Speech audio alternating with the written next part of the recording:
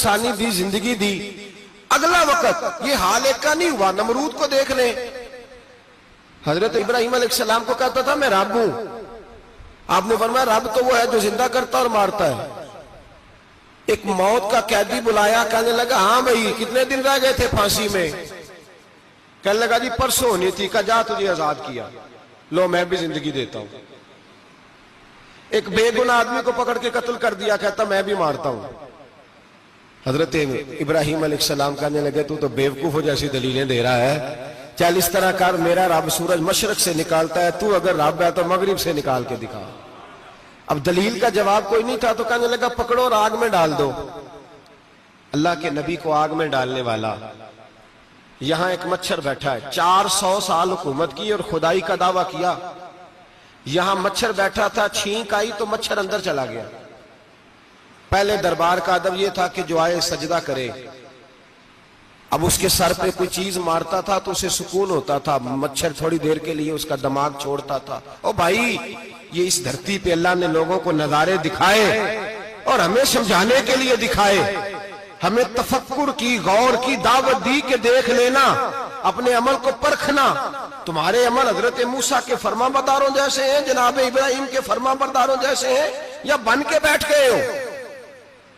اب دربار کا ادب یہ ہے، بے بسی کا یہ حال ہے کہ جوتے لٹکتے ہیں دربار میں، جو آتا ہے جوتا کھینچتا ہے، اور ادب یہ ہے کہ 10 جوتے نمرود کے سر پہ مارو، اور 400 سال جوتے لگتے رہے۔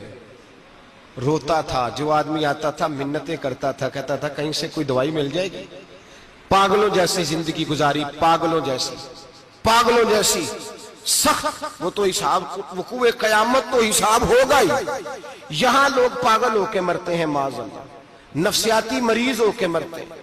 یہاں آخری وقت اتنا سخت آتا ہے کہ دنیا موت کی دعائیں مانگتی ہے۔ میرے بھائی جب انسان ظلم کرتا ہے تو بھول جاتا ہے کہ شاید مجھے پوچھے گا کوئی نہیں، جب وہ زیادتی کرتا ہے تو بھول جاتا ہے، جب وہ کسی کا حق کھاتا ہے تو وہ کہتا ہے شاید اس کا تو وارث ہی کوئی نہیں جس کو میں لوٹ رہا ہوں۔ لیکن جب اللہ کی پکڑ آتی ہے، حجاج بن یوسف ظالم تھا، اس نے اچھے کام بھی کیے تھے۔ قرآن پاک پر زیر زبر آراب حجاج بن یوسف نے لگوایا۔ محمد بن قاسم کو ہندوستان سندھ کے علاقے فتح کرنے بھی حجاج بن یوسف نے بھیجا تھا۔ ساری خوبیاں اپنی جگہ پر، ظالم بہت بڑا تھا۔ کسی آدمی نے اس کے سامنے کونے کی طرف منہ کر کے ساتھ والے سے بات کر لی تو کہنے لگا میرے خلاف کیا، اس کو لے جاؤ، 2 ٹکڑے کر کے واپس لے آؤ۔ توتی بولتا ہے نا، اقتدار، جب کسی کے ہاتھ اقتدار ہوتا ہے نا، وہ چاہے ایک گھر کا ہی کیوں نہ ہو، وہ 10 بندے فیکٹری میں کام کرتے ہیں اور جو ان کا مالک ہوتا ہے وہ کہتا میں مالک ہوں، مجھے مانو۔ جب تو صاحب اقتدار ہوتا ہے نا، جب تو سسر بن کے بیٹھتا ہے اور کسی غریب گھر کی بہو آتی ہے 2-4 تو کہتا میرا اقتدار ہونا چاہیے، جب میں کھانسنے لگوں تو ہر آدمی کے ہاتھ میں ٹشو پیپر ہونا چاہیے، جب میں بولنے لگوں تو بندے ہوئے ہاتھوں سے ہر آدمی جی جی کرتا ہوا کھڑا ہونا چاہیے۔ جس آدمی کا، اور یہ کام بہو بھی کرتی ہے کئی دفعہ، وہ بھی کہتی ہے کہ تمہیں پتا نہیں میں کتنا لمبا چوڑا جہیز لے کے آئی ہوں،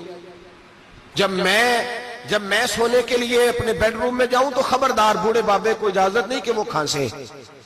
اماں کو چاہیے کہ اگر اس کو بڑی سخت پیاس بھی لگی ہے تو میرے سوتے سوتے باورچی خانے میں برتن نہ کھٹکھٹائے۔ جو جہاں بھی جس اسٹیج پہ بھی بیٹھتا ہے وہ کہتا ہے کوئی نہیں مجھے پوچھنے والا، میں مطلق العنان ہوں۔ جوان بوڑھوں کا مذاق اڑاتے ہیں، سمجھتے ہیں شاید کبھی بوڑھے ہی نہیں ہونا، مذاق اڑاتے ہیں۔ تندرست لوگ بیماروں کا مذاق اڑاتے ہیں، شاید کبھی بیمار نہیں ہونا۔ حجاج بن یوسف ظالم تھا، ظلم کرتا تھا، زیادتی کرتا تھا۔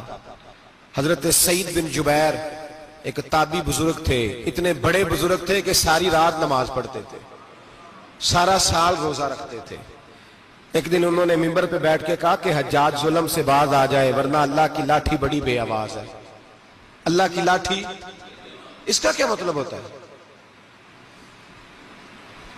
اس کا مطلب ہے جب رب کی لاٹھی چلتی ہے تو اس کی آواز، جی اس کا پہلے کوئی پیغام، وہ پہلے اعلان نہیں کرتا کہ تگڑے ہو جاؤ لاٹھی چلنے لگی ہے، لاٹھی چلتی ہے پر اس کی آواز، سمجھ آ رہی ہے میری بات کی؟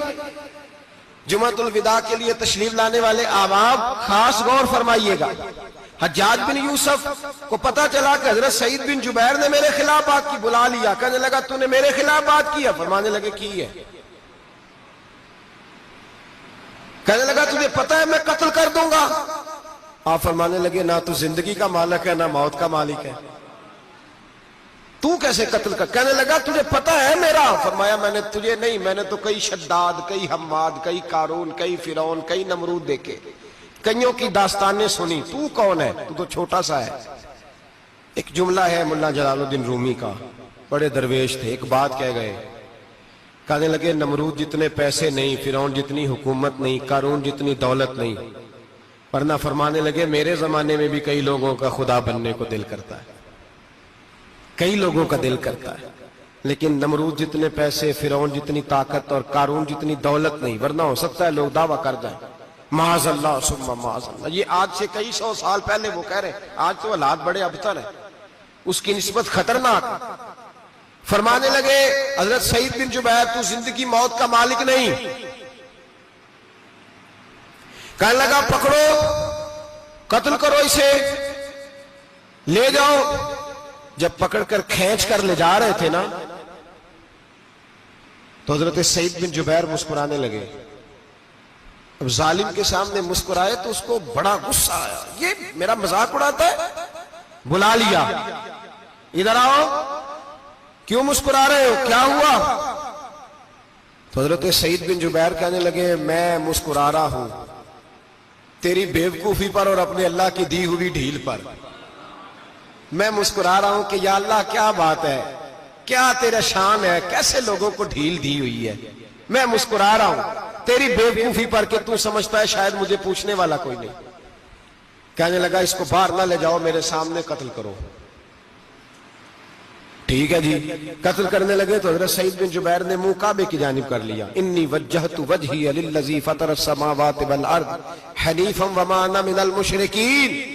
جب آپ نے یہ آیتیں پڑھی نا کہ میں نے منہ کر لیا ہے اپنے رب کی جانب، کرو مجھے قتل، کہنے لگا نہیں نہیں، اس کا منہ پھیرو، کعبے کی طرف ہو کے قتل نہ ہو، ہے ظالم پر پاگل ہو گیا ہے۔ حضرت سعید بن جبیر کے حوصلے نے شکست دے دی، ناکام ہو گیا، مخبوط الحواس ہو، کہنے لگا اس کا منہ پھیر دو۔ جب کعبے سے پھیرا تو آپ فرمانے لگے للہ المشرق والمغرب فإنما تولى فثم وجه اللہ۔ اللہ فرماتا ہے تو مشرق اور مغرب سارا ہی اللہ کا ہے، جدھر بھی منہ کرو گے ادھر اللہ ہی اللہ ہے، جدھر بھی منہ کرو گے ادھر اللہ ہی اللہ ہے، چاروں جانب۔ پھیر دے جدھر منہ پھیرنا ہے، تو نے پھیر دیا منہ۔ حضرت سعید بن جبیر کے گلے پہ خنجر رکھا تو آپ نے ہاتھ اٹھائے، کہنے لگے اے اللہ میرے بعد اسے کسی اور پر مسلط نہ کرنا، میرے بعد کسی اور پر مسلط نہ، بس میں آخری ہوں۔ جب آپ ذبح ہوئے تو اتنا خون نکلا کہ لوگ کہتے ہیں جتنا اونٹ کے وجود سے نکلتا ہے، تر ہو گیا سارا اس کا دربار۔ ایک سمجھدار آدمی کو بلا کے کہنے لگا اتنا خون میں نے بڑے بندے قتل کرائے ہیں پر اتنا خون نہیں نکلا۔ تو وہ کہنے لگے لوگ مر جاتے، مرتے وقت ڈر جاتے ہیں، سہم جاتے ہیں، خون سکڑ جاتا ہے، لگتا ہے یہ شخص جب دنیا سے گیا ہے تو ڈٹ کے گیا ہے، یہ ڈٹ کے گیا ہے دنیا سے۔ حجاج بن یوسف رات کو سویا تو تڑپ کے اٹھا، کیا ہوا؟ گھر والے کہنے لگے کیا ہوا؟ کہنے لگے سعید بن جبیر خواب میں آئے اور کہتے ہیں اٹھ مجھے بتا تو نے مجھے کیوں قتل کیا، بتا کیوں مارا؟ اگلی رات پھر سویا تو وہی خواب، پھر سویا تو وہی خواب۔ گناہ نفسیاتی مریض بنا دیتا ہے، ظلم تجھے مخبوط الحواس کر دیتا ہے۔ جب تو زیادتی کرتا ہے تو اللہ فرماتے ہیں کہ تو اللہ کو بھولتا ہے، اللہ تجھے اپنا آپ بھلا دیتا ہے، پھر تو بھول جاتا ہے، پھر تو سیدھے رستے پہ چلتا ہے پر بھٹک جاتا ہے، پھر تو صحیح رستوں کا تعین کر کے بھی گمراہ ہوتا ہے، پھر تو روز وہی گاڑی چلاتا ہے پر اب جب تو بریک لگاتا ہے تو نہیں لگتی۔ جب گناہوں کے ساتھ تو مخبوط الحواس ہوتا ہے تو روز وہ کاروبار کرتا ہے، لیکن جب تیرے گناہ تجھے گھیر لیتے ہیں پھر اسی کاروبار میں تو نقصان اٹھاتا ہے۔ حجاج بن یوسف تڑپتا ہے، روتا ہے، یہاں تک کہ بیمار ہو گیا، پیٹ میں درد ہوتی ہے، پتہ نہیں کیا ہوا، تکلیف ہوتی ہے، پتہ نہیں، سارے حکیم، طبیب، ڈاکٹر، کوئی نہ سمجھ سکا کہ بیماری کیا ہے۔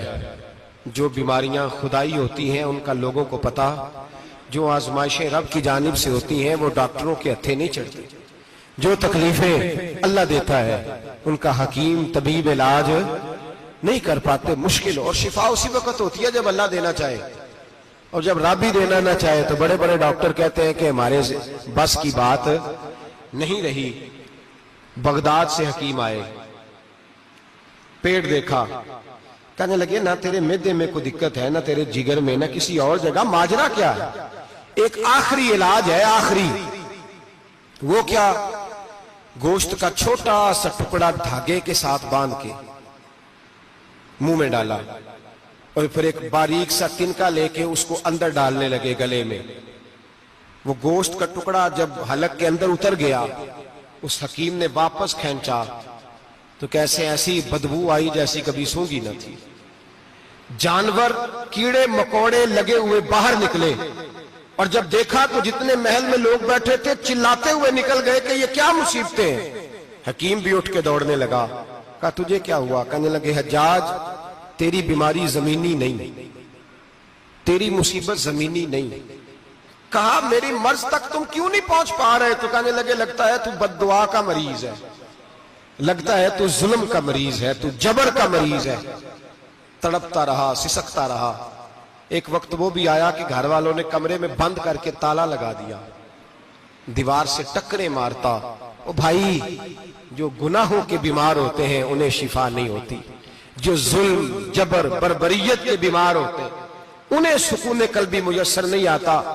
دوائیاں ان بیماریوں کی بنی ہوئی ہیں جو بیماریاں زمینی ہیں، جو بیماریاں خوراک کی بد پرہیزی سے ہوتی ہیں، جو گناہوں کی بد پرہیزی سے ہوتی ہیں، ان کی بیماریاں، ان کی شفا توبہ ہے، ان کی شفا رجوع اللہ ہے، ان کی توبہ اللہ سے معافی مانگنے سے شفا ہوتی ہے۔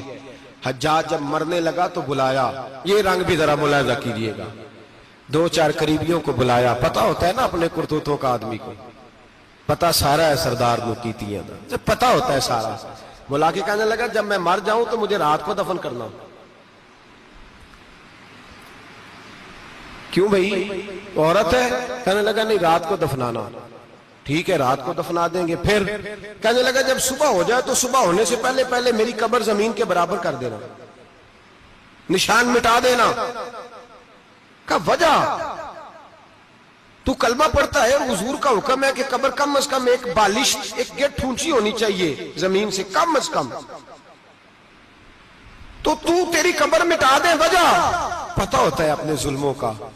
کہنے لگا مجھے پتا ہے لوگ میرے مرنے کے بعد میری قبر بھی نہیں چھوڑیں گے، دنیا میں تو میرے جبر کی وجہ سے کوئی آ نہ سکا، لیکن میری قبر بھی لوگ جنازوں میں باتیں شروع کر دیتے۔ جنازوں میں نے ایسی بھی داستانیں سنی ہیں کہ کوئی مرا تو لوگ جوتوں کا ہار قبر پہ ڈال آئے۔ نہیں بھائی، تو جب زندہ تھا تو تیرے جبر ظلم کی وجہ سے نہیں کو بول سکا۔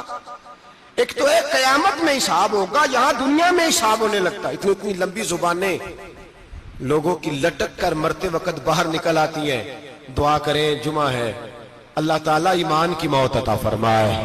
دعا فرمائے رب تعالیٰ، اللہ تبارک و تعالیٰ توبہ کر کے جانے کی توفیق عطا فرمائے۔ جاگے جاگے اور سنے اور دعا کرے، اے اللہ تو ہمیں ظلم سے ویسے ہی محفوظ فرما، اگر ہم زیادتی کرنے لگے تو اے اللہ ہمیں اس سے منع فرما، ہمیں اس سے تو یہ توفیق دے کہ ہم باز آ جائیں اس گناہ سے۔ میرے بھائی، ایک تو دنیا میں سزا ہے، پھر قیامت کی سزا ہے، اور وہ زیادہ سخت ہے۔